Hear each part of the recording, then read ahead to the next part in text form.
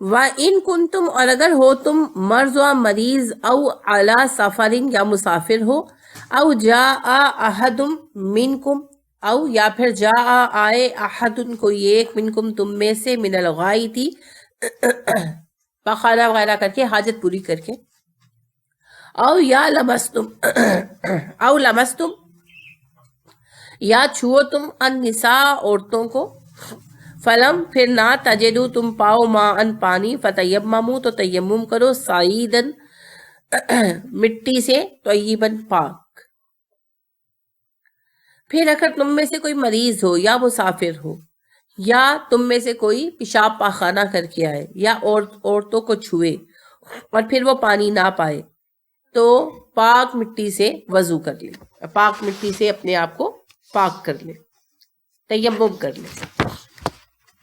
فَامْسَحُوا، اور مسح کرو، بِوَجُوهِكُمْ اپنے چہروں کا، وَأَيْدِيكُمْ اور اپنے ہاتھوں کا۔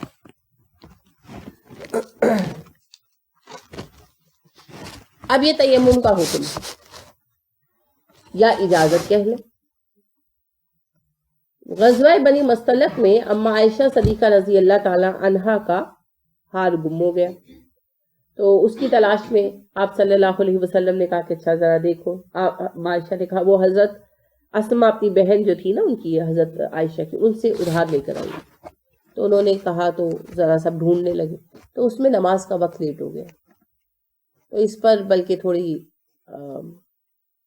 کچھ لوگوں کو برا بھی محسوس ہوا کہ بھئی اس چکر پہ نماز لیٹ ہو گئی، تو ابو بکر صدیق رضی اللہ عنہ کو لوگوں کی ناگواری اچھی نہیں لگی، تو انہوں نے آ کر اما عائشہ کو ڈانٹا بھی، تھپڑ مارا کمر پہ نا، ایسے کہ تمہاری وجہ سے سب پریشانی میں پڑے گے۔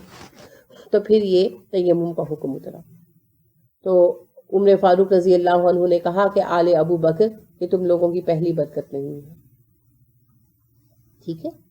تو یہ جو ہے تیمم کا حکم آنے کا ایک واقعہ ہے جو میں نے عرض کیا۔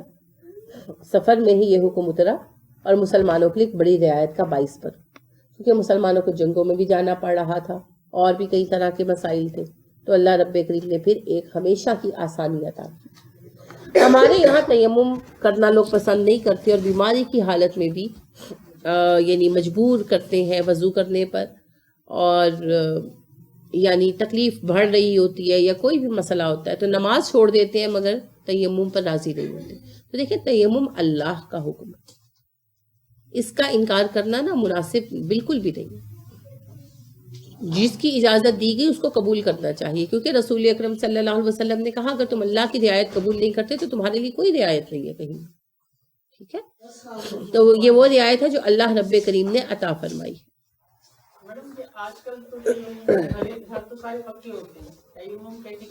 جی میں آ رہی ہوں اس طرف۔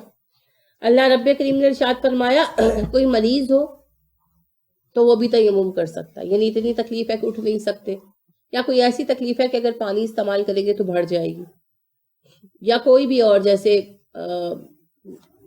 کئی دنوں سے بیڈ پر ہے، بیڈ ریڈن ہو جاتے نا مریض کے بستر پہ پڑ جاتے، اب ہر وقت اٹھا کر وضو کرانا مشکل ہے، تو ان سب کے لیے تیمم کی رعایت ہے، تاکہ تیمار داروں کو بھی آسانی ہو اور مریض کو بھی آسانی ہو۔ پھر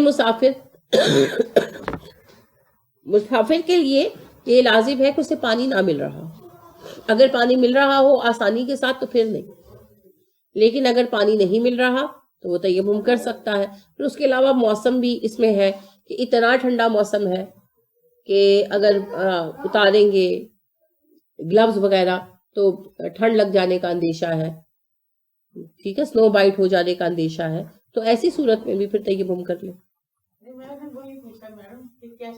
میں عرض کر رہی ہوں، میں آ رہی ہوں اس طرف۔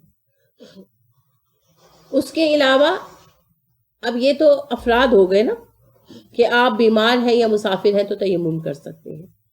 اب اس میں غسل اور وضو دونوں کے لیے آ گیا۔ کیسے؟ اللہ نے فرمایا، اگر تم کوئی اپنی حاجت پوری کر کے آتے ہو، من الغائط، یعنی اگر تم نے پیشاب پخانہ کچھ بھی کیا تو اس کی صورت میں، تو یہ وضو کی جگہ پر تیمم آ گیا۔ اور جو فرمایا او لمستم النساء، یا کہ یہ تم عورتوں کو چھو، ٹھیک ہے، تب بھی تم تیمم کر سکتے ہو۔ تو عورتوں کو چھونا بمعنی مباشرت۔ اگرچہ اس میں تھوڑا اختلاف بھی پایا جاتا ہے. اس میں 3 رائے ہیں. ایک رائے یہ ہے کہ لمس سے مراد ہے چھونا. ٹھیک ہے, تو لمس سے مراد چھونا ہے, اور چھونے کی صورت میں جو ہے وضو ٹوٹ جاتا ہے اور دوبارہ کرنا پڑتا ہے, تو اس کی جگہ پر تیمم کر لیا جائے گا. یہ رائے ابن مسعود اور عبداللہ بن عمر کی ہے. ٹھیک ہے, اور وہ اپنی اس رائے میں منفرد ہے. امام مالک نے درمیان کی رائے اختیار کی. وہ کہنے لگے کہ نہیں, اگر شہوت سے چھوئیں گے تو وضو ٹوٹے گا, ورنہ نہیں ٹوٹے گا. اس کے برعکس صحابہ کی اکثریت, جن میں علی, عبداللہ بن عباس, ابو موسیٰ اشعری, ابی بن کعب جیسے صحابہ شامل ہیں, اور سعید بن جبیر اور حسن بصری جیسے تابعین شامل ہیں, ان کا یہ کہنا ہے, اور باقی صحابہ نے انہی کی رائے کو قبول کیا, کہ عورت کے چھونے سے وضو بالکل نہیں ٹوٹتا. اس سے یہ مراد نہیں ہے, بلکہ یہاں مراد ہے مباشرت کرنا, اور مباشرت کرنے کی وجہ سے جو غسل لازم آتا ہے جنابت کا, اس کی بجائے تیمم کا یہاں ذکر ہے. تو لہٰذا صحابہ نے اسی رائے کو قبول کیا, اور رسول اکرم صلی اللہ علیہ وسلم کا عمل بھی جو ہے نا, وہ ہمیں اسی کی دلیل دیتا ہے. ٹھیک ہے, کہ تیمم جو ہے نا, یہ غسل اور وضو دونوں کا قائم مقام ہو سکتا ہے. تو جب کہا گیا من الغائط, تو اس سے مراد نکلا وضو. جب کوئی حاجت پوری کر گیا, پیشاب پاخانہ کر کے آئے, تو اس وقت وضو کرنا ہوتا ہے, تو وضو کا قائم مقام ہو گیا تیمم. اور دوسرا جو کہا گیا لمستم النساء, تم عورتوں کو چھو کر آؤ, یعنی عورتوں سے مباشرت کر کے آؤ, تو جنابت کے لیے پھر غسل فرض ہو جاتا ہے.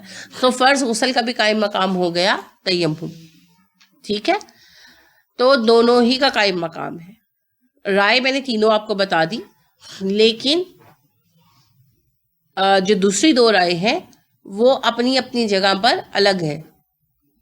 ایک یا 2 بندے کی رائے ہے. جمہور علماء نے اسی رائے کو اختیار کیا, اور رسول اکرم صلی اللہ علیہ وسلم کی احادیث بھی اسی پر دلیل کرتی ہیں. تو میں بتاتی ہوں آپ کو اس کے بارے میں, احادیث بھی سناتی ہوں. پہلے یہ جو سوال بہن نے کیا کہ وضو اب گھر پکے ہیں, تو تیمم اگر ہم نے کرنا ہو وضو کی جگہ پر تو کیسے کر سکتے ہیں. گھر پکے ہونے سے تیمم پر کوئی اثر نہیں آتا. کسی بھی گرد آلود چیز کو چھو کر تیمم کیا جا سکتا ہے. جیسے آپ دیکھتے ہیں کہ رات کو آپ سو کر اٹھتے ہیں تو ٹیبلز وغیرہ کے اوپر مٹی پڑی ہوتی ہے نا, تو اتنی مٹی کافی ہے تیمم کرنے کے لیے. تو اگر کوئی مریض ہو مستقل اور اس کے لیے تیمم کی ضرورت ہو, تو کوئی ایک سائڈ ٹیبل ایسی چھوڑ دیں جس کی آپ ڈسٹنگ نہ کریں, تو بس وہ اس کے لیے تیمم کے لیے کافی ہے. اسی طرح دیواروں پر مٹی پڑتی ہے اور ہوتی ہے مٹی, اس پر بھی تیمم ہو جاتا ہے. آپ کے گھروں میں جو گملے ہیں, آپ اس کے اوپر ہاتھ مار کر تیمم کر سکتے ہیں. مٹی لگ جانا ضروری نہیں ہے. ٹھیک ہے, مٹی کو ہاتھوں کا ٹچ کرنا ضروری ہے. یہ نہیں کہ ہاتھ اور منہ پہ مٹی بھی لگنی چاہیے. ٹھیک ہو گیا. تو لہٰذا آپ کوئی ایسی سائڈ ٹیبل چھوڑ دیں جس کی آپ ڈسٹنگ نہ کریں, تو اسی سے تیمم ہو جائے گا. دیوار پر ہاتھ مار کر بھی تیمم کیا جا سکتا. ٹھیک, کیونکہ اگر آپ اپنی دیوار پر ہاتھ پھیریں نا, تو آپ دیکھیں مٹی کی لیئر ہوتی ہے, وہ اتنی مٹی کی لیئر بہت کافی ہے تیمم کے لیے. تو رسول اکرم صلی اللہ علیہ وسلم نے ارشاد فرمایا, پاک مٹی مسلمان کے لیے وضو ہے, اگرچہ اسے 10 برس تک پانی میسر نہ آئے. ٹھیک ہے, جب تک نہ ملے پانی تو پاک مٹی سے وضو ہوگا. پاک مٹی کون سی ہے؟ جس میں ناپاکی کی کوئی علامت نہ ہو, یعنی اس میں سے کوئی اسمیل نہ آ رہی ہو, یا اس کا کلر چینج نہ ہوا ہو, کہ ان کے کوئی گند ملا ہوا ہے, نظر ہی آ رہا ہے, تو پھر وہ مٹی پاک نہیں ہے. یا آپ نے ہاتھ میں لیا تو پیشاب کی اسمیل آ رہی ہے, یا اور کوئی گندی اسمیل آ رہی ہے, تو اس کا مطلب ہے مٹی میں گند ملا ہوا ہے, اس کو پھینک دیں. بس اتنا کافی ہے. اس کے علاوہ تلاش کر کر کے نیچے سے کھود کر چیک کرنے کی ضرورت نہیں, بس معروف طریقے پر.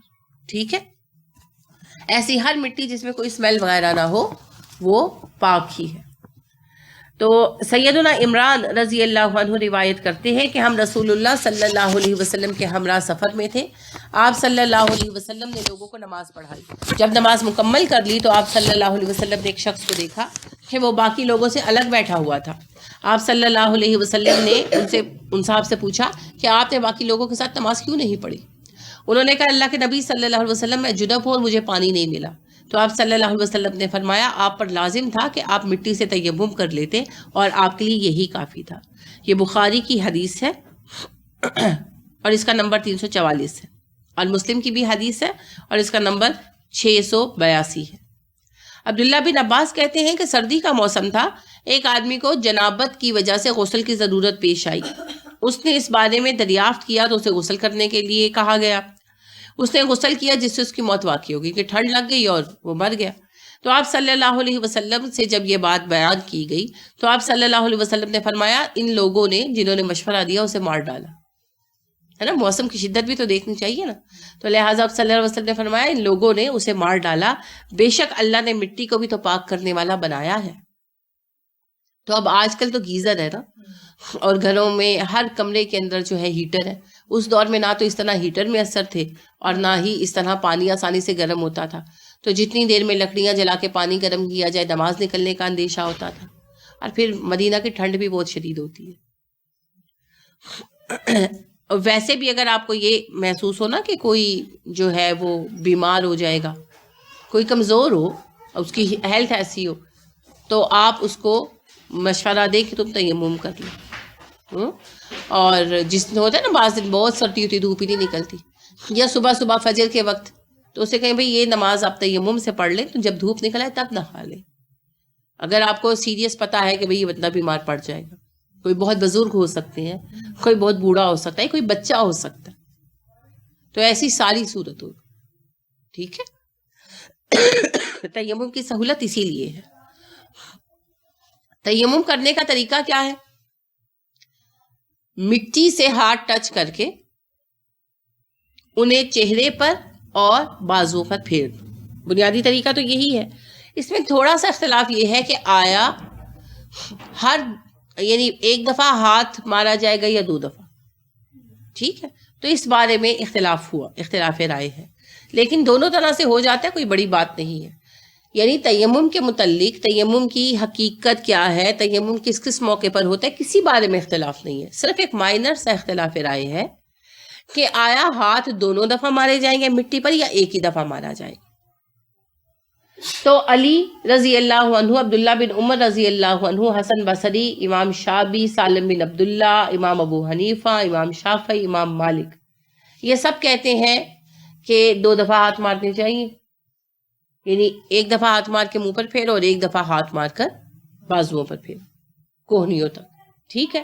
اور عطا، امام اوزائی، امام احمد بن حنبل، ان سب کا کہنا ہے کہ نہیں، ایک ہی دفعہ ہاتھ مارے اور اسے آپ پھیر لیں چہرے پر اور چہرے پر اور ہاتھوں پر، اور ہاتھوں پر کوہنیوں تک پھیرنا چاہے تو پھیر لیں، ورنہ کلائی تک پھیرنا بھی کافی ہے.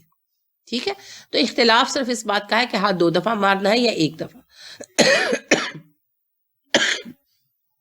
زیادہ تر لوگوں نے رائے یہی قائم کی ہے کہ ایک ہی دفعہ ہاتھ مار لینا کافی ہے، لیکن اگر کسی نے 2 دفعہ مار لیا تب بھی ہو جائے گا، یہ کوئی بڑی بات نہیں ہے.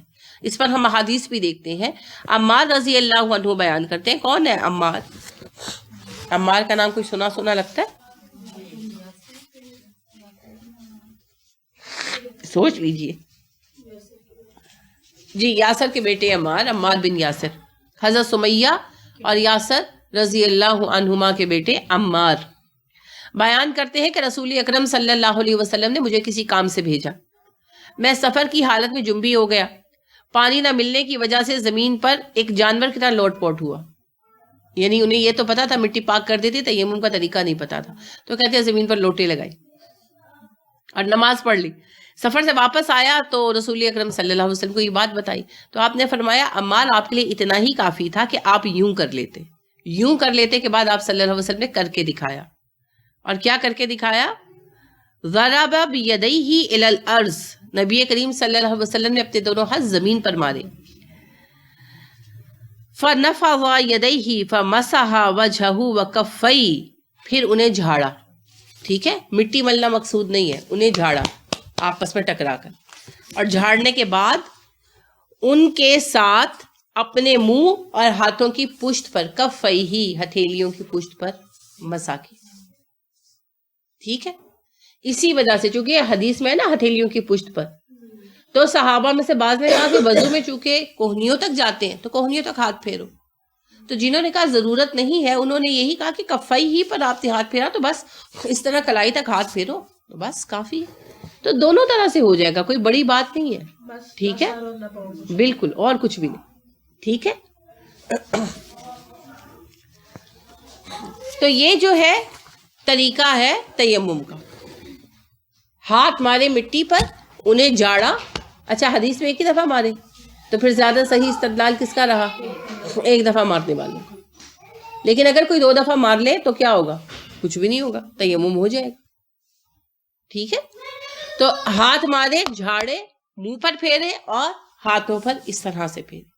کفائی ہی سے یہی نکلتا ہے مطلب. لیکن اگر کوئی یہاں تک بھی پھیر لے گا کوہنیوں تک تو کیا ہوگا؟ کچھ بھی نہیں، تیمم ہو جائے گا. ٹھیک ہے. اصل میں یہ اختلافات نہیں ہوتے، یہ وسعت ہوتی ہے، رائے دینے کی آزادی. چونکہ حدیث میں کفائی ہی تک کا لفظ آیا تو اس سے یہ بحث پیدا ہوئی کہ کیا کوہنیوں تک پورا کریں کیونکہ وضو میں کوہنیوں تک کرتے ہیں، یا کہ صرف کفائی تک کریں. اس پر اپنی اپنی رائے ہو گئی. بعض نے کہا کہ وضو اصل ہے تو لہٰذا کوہنیوں تک پھیر لو، زیادہ اچھا ہے. ایون علی رضی اللہ عنہ جیسے بڑے عالم کی رائے بھی یہی ہوئی. لیکن اکثریت نے کہا کہ نہیں، ایسا نہیں کرتے. رسول اکرم صلی اللہ علیہ وسلم نے کفائی تک یعنی ہتھیلیوں کو یعنی کیا، کوہنیوں تک، کلائیوں تک پھیرا تو ہم بھی کلائیوں تک پھیرتے ہیں. تو دونوں صورتوں میں تیمم پر کوئی اثر نہیں آتا. ٹھیک ہے. تو تیمم کے بارے میں بنیادی طور پر کوئی اختلاف نہیں ہے. چھوٹا سا اختلاف ہے کہ آیا ہاتھ 1 دفعہ مارا جائے گا یا 2 دفعہ، اور ہاتھ مسا جب کریں گے تو ہاتھ کوہنیوں تک پھیریں گے یا کلائیوں تک. تو دونوں صورتوں میں تیمم کی صحت پر فرق نہیں آئے گا. البتہ حدیث سے کیا ثابت ہوا؟ ہاتھ 1 دفعہ مارا اور کلائیوں تک ہی پھیرا. تو آپ دونوں طرح سے ہی کر سکتے ہیں. باقی تیمم ہر مجبوری کی حالت میں کرنا درست ہے. ٹھیک ہے. وقت کی تنگی میں بھی آپ کر سکتے. اگر وقت اتنا تنگ ہے، جیسے دیکھیں جن عورتوں کے پاس چھوٹے بچے ہوتے ہیں، صبح کے وقت ان کی ذمہ داری بہت سخت ہوتی ہے. بچے بھی صبح اٹھ جاتے ہیں، شوہروں نے بھی جانا ہوتا ہے، اور اگر غسل کر کے فجر پڑتی ہے تو فجر تو نکل جاتی ہے. اب بچہ بھی رو رہا ہے، اس کو فیڈ بھی کرانا ہے، کیا کرے پھر ایسی صورت میں؟ اگر واقعی لگ رہا ہے کہ فجر نکل جائے گی اور نکل رہی ہے تو اب تیمم کر کے نماز ادا کرے، وہ بالکل صحیح ہوگی. اسی طرح مریض لوگ جو ہے بجائے اس کے کہ خود بھی پریشان ہو، تہوار داروں کو بھی آزمائش پہ ڈالے، بہت بہتر کیا ہے؟ تیمم کرے. اور تیمم کرتے ہوئے وہم نہیں کرنا چاہیے، یہ غلط ہے. ٹھیک ہے. یہ اللہ کی بڑی سہولت ہے جو ہمیں حاصل ہوئی. بہن کہہ رہی ہیں کہ اگر گرمیوں میں لوڈ شیڈنگ کی وجہ سے ٹینکی خالی ہو جاتی ہے تو کیا ہم تیمم کر سکتے ہیں؟ اگر آپ کو پانی سہولت سے نہیں ملتا تو بالکل کر سکتے ہیں. ہر کوئی اپنی سہولت کو خود جانتا ہے. ٹھیک ہے، کہ کہاں اگر اسے دقت آتی ہے اور کہاں اس کے لیے سہولت ہے. اللہ نے سہولت دی ہے، اسے خوشی کے ساتھ استعمال کریں. جہاں آپ کو لگتا ہے کہ مجھے اس کے استعمال میں سہولت ہے، اسے استعمال کریں اور اس میں کوئی حرج نہیں ہے. ویسے بھی یہ اللہ کے نبی صلی اللہ علیہ وسلم کی ایک سنت کو زندہ کرنے والی بات ہے، تو ضرور کریں تیمم. اللہ نے آپ کو جس چیز کے لیے اجازت دی ہے اس کو جہاں آپ اپنے لیے استعمال کر سکتے ہیں اپنی سہولت کے لیے اس کو استعمال کریں. اگر آپ لے سکتے ہیں سہولت سے تو لے. ٹھیک ہے نا. دیکھیں وقت اور حالات پہ منحصر ہے. فرض کریں کسی نے عشاء کی نماز پڑھنی ہے، مہمان آئے تھے، عشاء کی نماز لیٹ ہو گئی، رات کی 11 بج گئے، پانی ختم ہو گیا، اب سب اس کو ہے کہ بھئی سوئے ہوں گے، اب میں کیا کسی کو تنگ کروں، تو بالکل وہ تیمم کر سکتا ہے. ٹھیک ہے. اگر کوئی تہجد کے لیے اٹھا فرض کریں اور پانی ختم ہوا ہوگا تو کیا کرے؟ پھر وہ تیمم کر کے پڑھ لے، کوئی بات نہیں. کہ اس کو ہے کہ اب کیا اب رات کے 2:30 بجے جا کے میں دروازہ بجاؤں کسی کے اور یہ بتاؤں، اعلان کروں کہ جی اچھا میں نماز پڑھنی ہے، پانی دے دو. تو اگر آپ لے سکتے ہیں لیں، لیکن کوئی بھی ایسی صورت کہ آپ پانی نہیں لے سکتے کسی بھی سبب سے آپ کو ہے، یا ایسا ہے کہ بھئی ساتھ والے کی بھی ٹینکی چھوٹی، آپ نے پانی مانگا، وہ کہتا ہے بھی میری بھی ختم ہو گیا، یعنی اس طرح کی کوئی صورت حال ہے یعنی جس میں آپ کو بالکل پانی نہیں مل رہا، تو پھر آپ تیمم کر سکتے ہیں. تیمم کی ایک ہی شرط ہے، پانی یا آپ استعمال نہ کر سکتے ہو یا پانی آپ کو میسر نہ آئے. ٹھیک ہے. اگر آپ سہولت سے پانی حاصل کر سکتے ہیں، جیسے آپ کی ٹینکی میں پانی ختم ہو گیا، گھر میں نیچے سرکاری نل لگا ہوا ہے، آپ جا کے اس سے بھر کے لا سکتے ہیں، تو اوبویسلی پھر تیمم نہیں ہوگا، پھر تو آپ وضو کریں گے باقاعدہ. ان اللہ کان عفوا غفورا، بے شک اللہ معاف کرنے والا، درگزر کرنے والا ہے. کیا مطلب ہے؟ اللہ کہتے ہیں دیکھو میں نے تمہارے لیے کتنی سہولت پیدا کر دی. کیا ہم سہولتیں پیدا کرتے؟ کیونکہ اللہ کی سنت کیا ہے؟ اللہ کی سنت ہے سہولت پیدا کرنا، آسانی دینا. اللہ بار بار کہتے ہیں نا یرید اللہ بکم الیسرا ولا یرید بکم العسرا. اللہ تمہیں آسانیاں دینا چاہتا ہے، تنگیاں نہیں دینا چاہتا. تو کیا ہم ایک دوسرے کو آسانی دیتے ہیں؟ ہمیں بھی ایک دوسرے کو آسانی دینی چاہیے. ایک دوسرے کے لیے راستے پیدا کریں، ایک دوسرے کے راستے میں رکاوٹیں کھڑی مت کریں. اور سب سے بڑی سہولت پتہ ہے کیا ہے؟ دوسرے کے لیے ہم کچھ نہیں کر سکتے مت کریں، آزمائش بھی نہ بنے. اگر سیڑھی چڑھا نہیں سکتے تو ٹانگ تو نہ کھینچو نا، ٹانگ تو کھینچنی ہے. تو بس یہی پھر بدقسمتی ہے، اسی سے پھر ہمارے نامہ اعمال خراب ہوتے ہیں. ہم نہیں کسی کو سیڑھی چڑھا سکتے، ہم پر فرض نہیں کیا گیا، وہ خود چڑھے. لیکن آپ سہارا نہیں دے سکتے تو ٹانگ مت کھینچ، اس کو چڑھنے. یہ جو لیگ پولنگ ہے نا، یہ ہماری سب سے بڑی مصیبت ہے. ہم اپنی ترقی پر اتنا زور نہیں دیتے جتنا ہم دوسرے کے بگاڑ پر، اس کی تنزلی پر توجہ فرماتے. تو نتیجہ یہ ہوتا ہے کہ نہ خود آگے جا سکتے ہیں نہ اس کو جانے دیتے ہیں. ہمیں اس مصیبت سے باہر نکلنا ہے.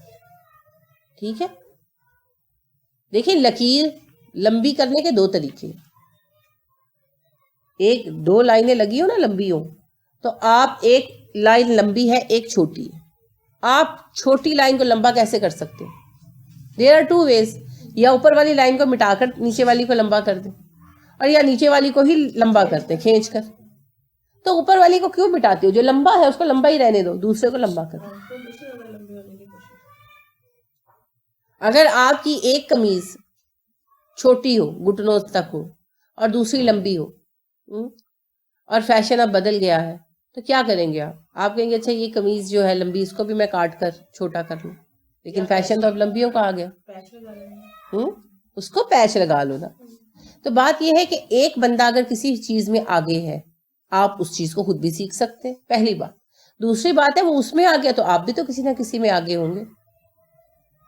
ہر وقت میں ہی ہیرو رہوں یہ تو کوئی بات نہیں، ہو بھی نہیں سکتا،